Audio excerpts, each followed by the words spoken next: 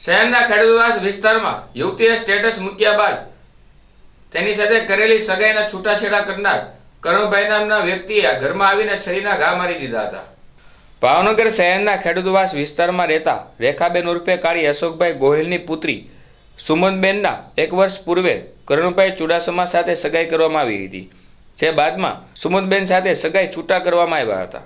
બાદમાં સુમનબેનને મોબાઈલમાં સ્ટેટસ રાખતા કરુણભાઈ ઘરે આવીને યુવતીને છરી મારી નાસી છૂટ્યો હતો. આ બનાવ બનતા પોલીસે વધુ તપાસ હાથ ધરી હતી અને યુવતીને સારવાર માટે હોસ્પિટલ ખસેડવામાં આવ્યા હતા.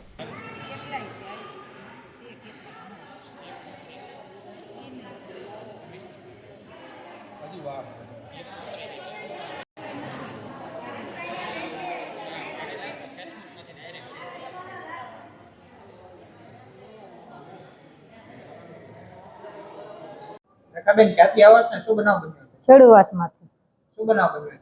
1 વર્ષ પહેલા હગાઈ કરી હતી મારી દીકરીની સુમનની કરણ ચુડાસમા સાથે, અને ઈ દાજ રાખીને મારી છોડીને આવીને છરી મારીને